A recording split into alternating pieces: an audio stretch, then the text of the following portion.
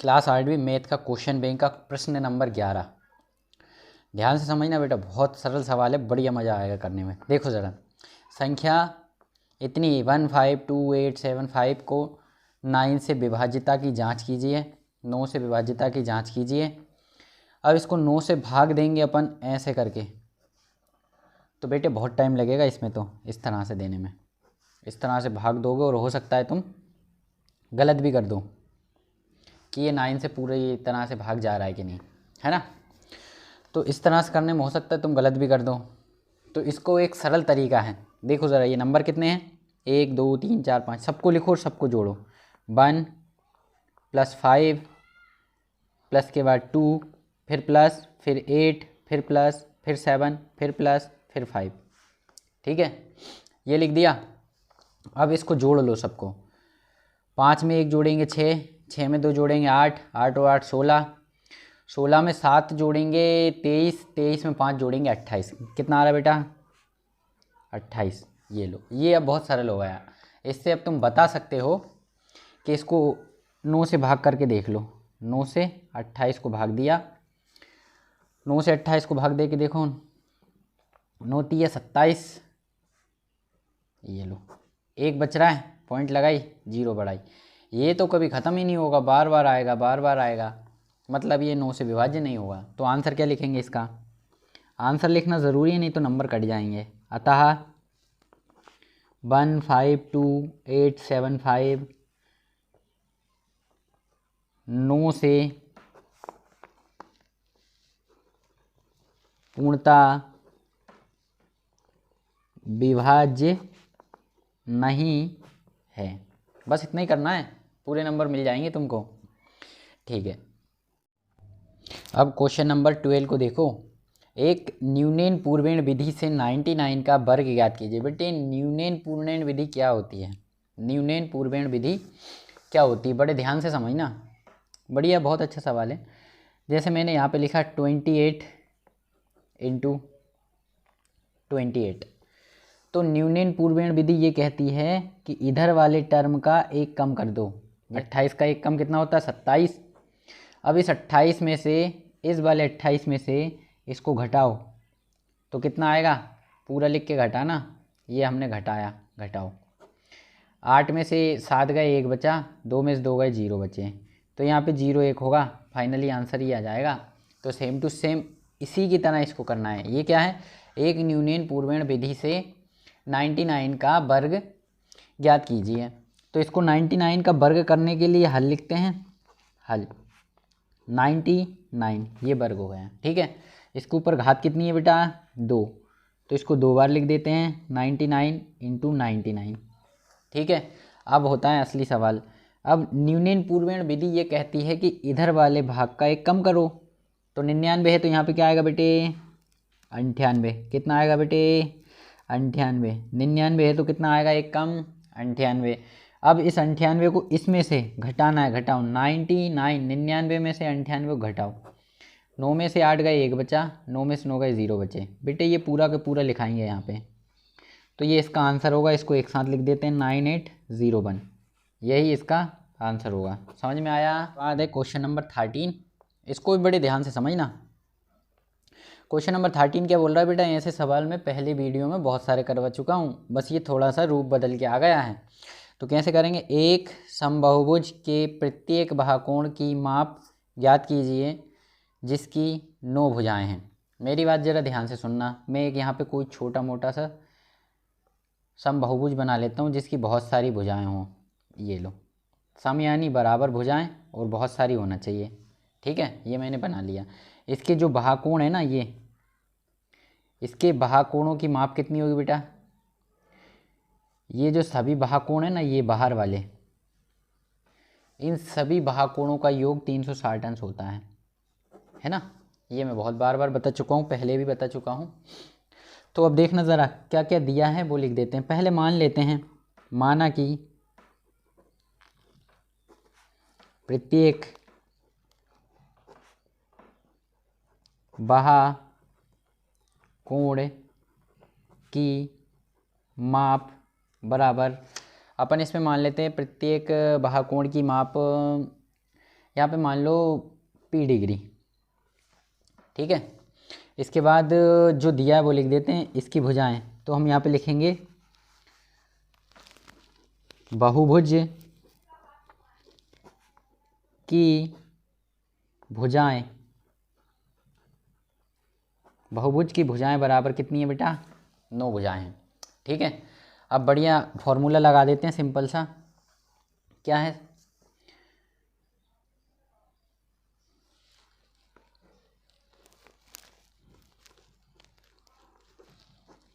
बहुभुज की भुजाएं बराबर, देखना ज़रा ध्यान से, भुजाएं बराबर होता है सभी बाहुकोणों का योग, बाहुकोणों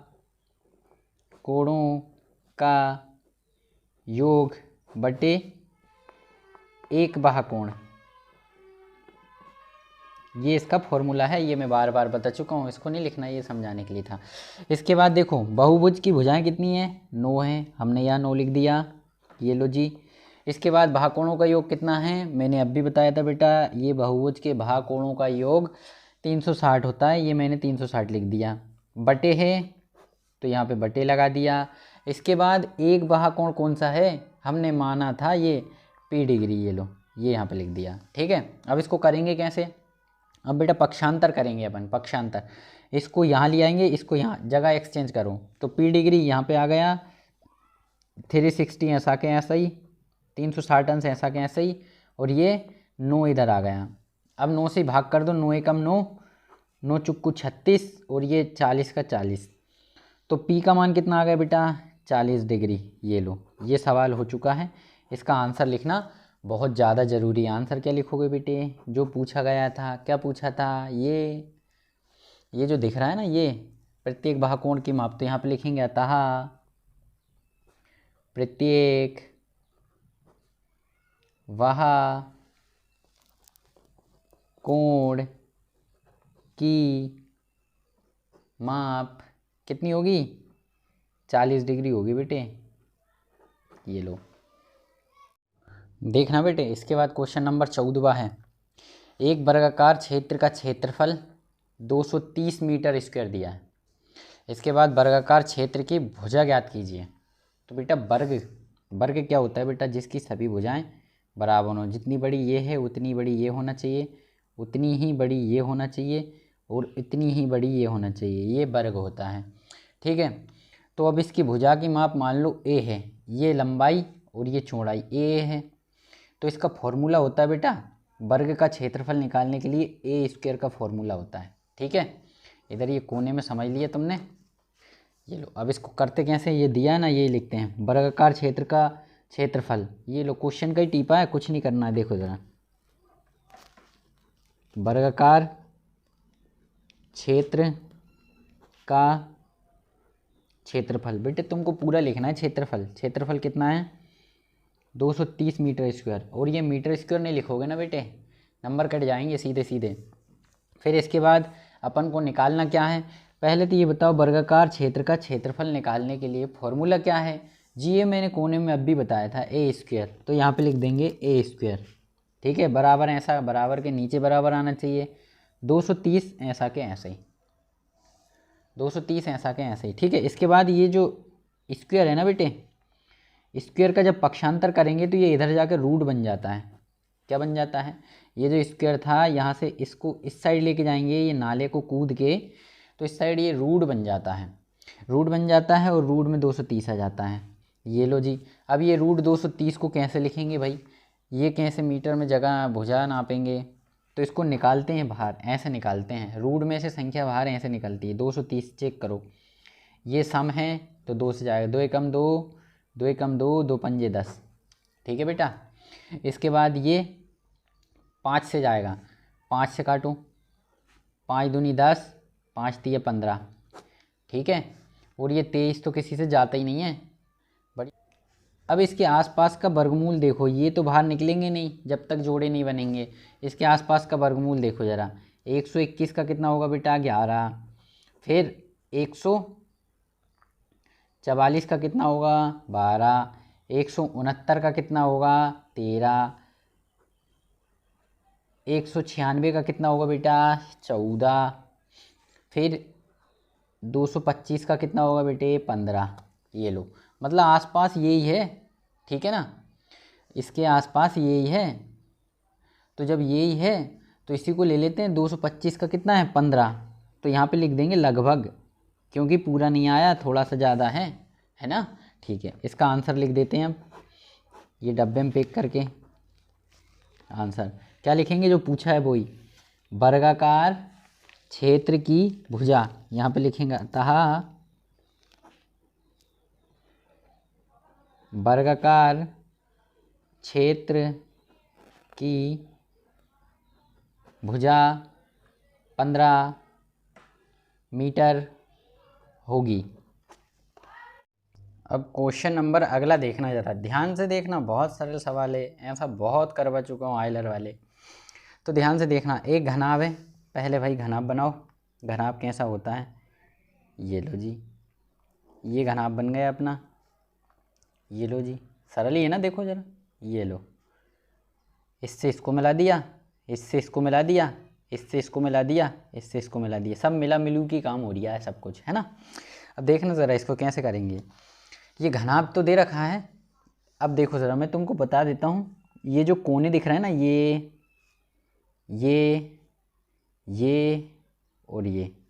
और इधर भी हैं कोने, ये कोने क्या होते हैं, इनको बोलते हैं बेटा शीर्ष। क्या बोलेंगे, शीर्ष। और ये जो कमरा है ना, कमरा होता है तुम्हारे घर में, जो कमरे में बैठे हो, ये चारों दीवारें होती हैं, कितनी होती हैं 4, कितनी होती हैं 4 दीवारें होती हैं, है ना। और एक ऊपर छत कितना होता है 1, और नीचे फर्श होता है 5 और 6, ये क्या होते हैं बेटा फलक होते हैं, इनको F से प्रदर्शित करते हैं। तो यहाँ पे लिख देते हैं फलक, F बराबर कितने हैं बेटा 6 हैं। एक तो चारों दीवारें हैं, एक ये ऊपर छत है, और एक नीचे ये फर्श है ना।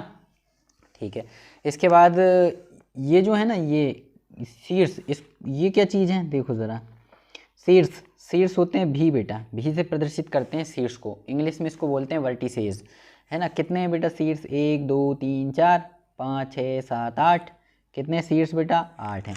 इसके बाद आते हैं किनारे को बेटा ई से प्रदर्शित करते हैं, किससे करते हैं, ई से। किनारे क्या होते हैं, ये दीवार के कोने जो होते हैं ना, उनको ही 1 2 3 4 5 6 7 8 9 10 11 12, कितने बेटे कोने 12। ये लो जी। अब आइलर फॉर्मूला होता है, यहाँ पे लिख देते हैं आइलर सूत्र। तो ध्यान से सुनना जरा, आइलर सूत्र होता है F + V - E = 14। अब देखना ज़रा इसको कैसे करेंगे, ये माइनस वाला है, इसको साइड लेके जाओ पहले। तो यहाँ पे क्या बचा, F + V = ये प्लस में E आ गया इस साइड, और ये 14 है ऐसा के ऐसा ही, ठीक है बेटा। F का मान ढूंढो कितना है, F का मान है 6, तो यहाँ पे लिख देते हैं 6 + V का मान ढूंढो 8, यहाँ पे लिख दिया 8, बराबर के नीचे बराबर, E का मान 12, 12 का 12 प्लस 14 का 14, ठीक है बेटा, समझ में आ गया। ओ सॉरी, यहाँ पे 2 आता है आइलर फॉर्मूले में, थोड़ी सी मिस्टेक हो गई, यहाँ पे आइलर फॉर्मूले में बेटे 2 आता है। आइलर फॉर्मूला होता है F + V - E = 2, ये होता है आइलर फॉर्मूला, है ना, ये मिस्टेक से लिखा गया। अब 8 में 6 जोड़ो तो बेटा 14, बराबर ये भी 12 में 2 जोड़ेंगे 14, ये लो जी प्रूव्ड हो गया। इस क्वेश्चन में आंसर नहीं लिखते बेटा, सिद्ध करना है, प्रूव्ड लिखेंगे, ठीक है। इसके बाद अगला क्वेश्चन, अब क्वेश्चन नंबर 16 देखो। उपयुक्त पैमाने का प्रयोग करते हुए निम्न तालिका में दी गई राशियों के लिए आलेख बनाइए। ये आलेख दिए बेटे, आलेख में जो जो मटेरियल लगता है वो सामान वो दे रखा है। अब देखना ज़रा आलेख कैसे बनता है, ध्यान से समझना।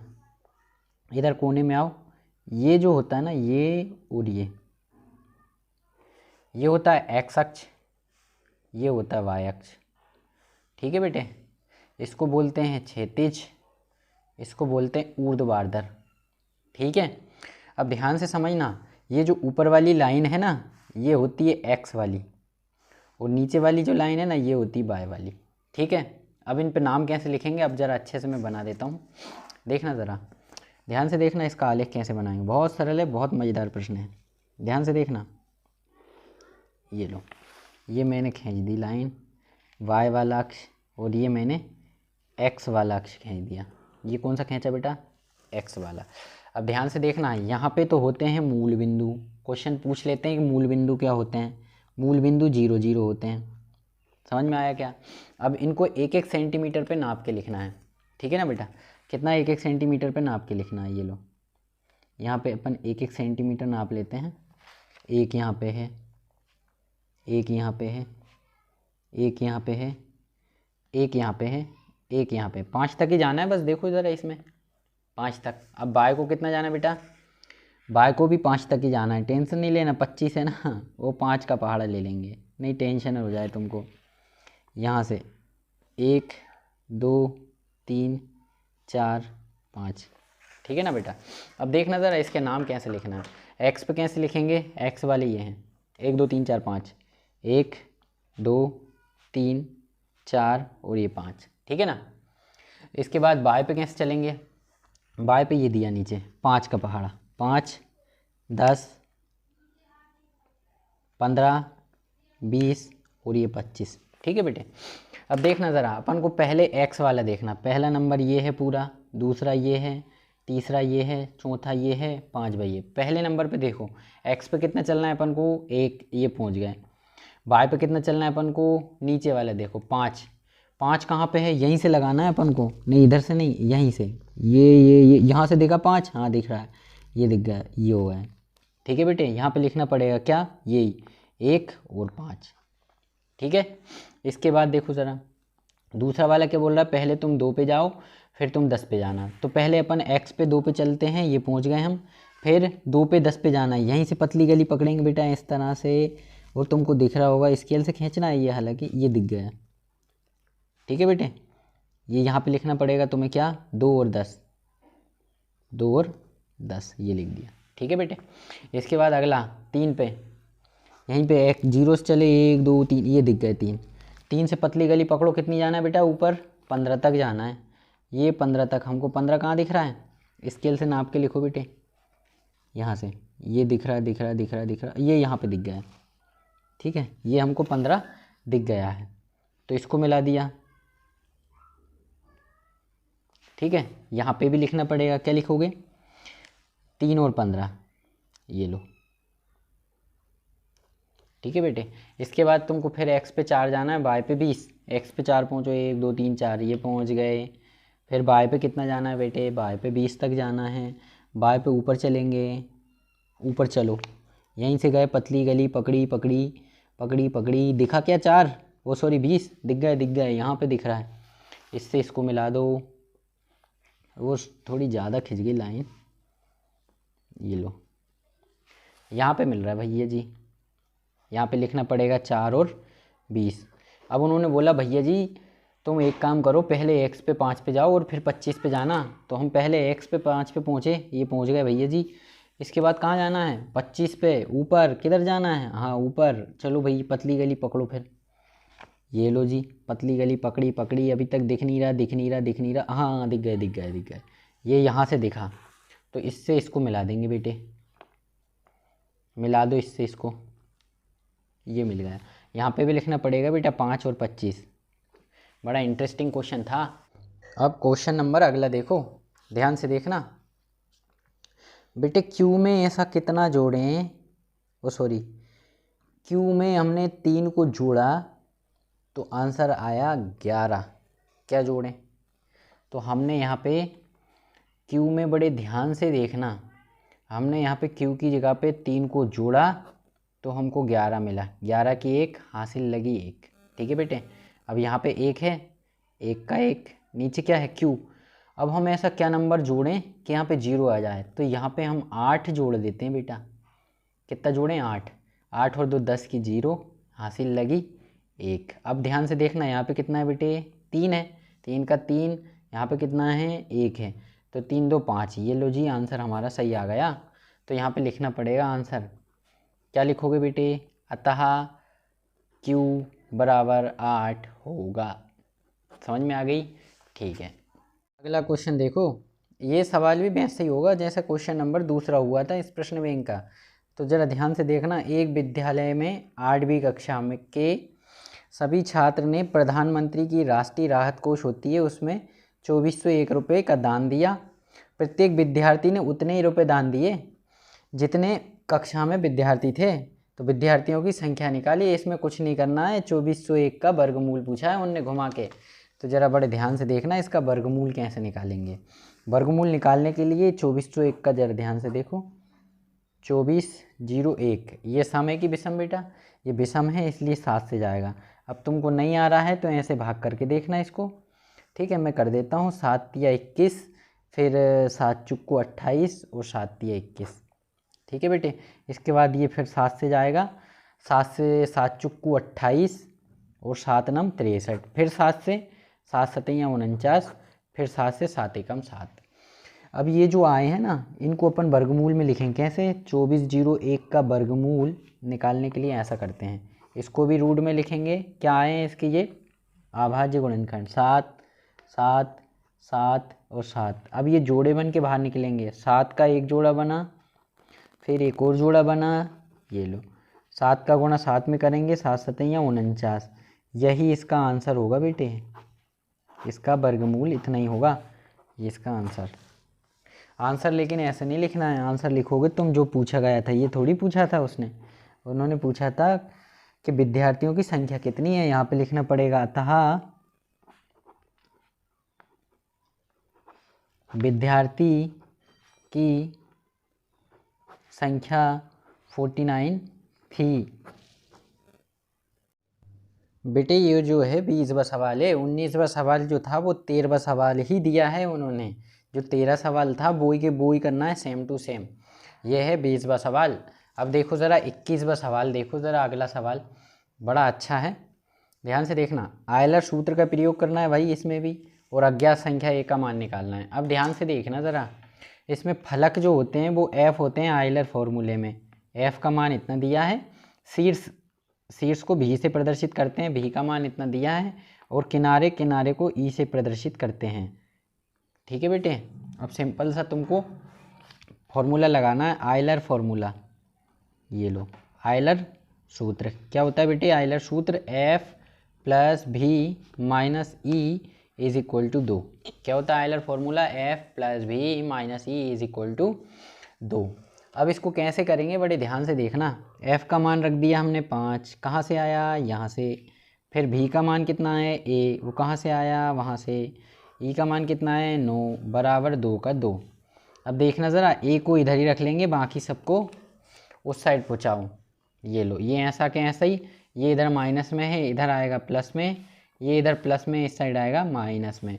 ए इधर ही रहेगा, बाकी सब देखो प्लस प्लस वालों को जोड़ लो।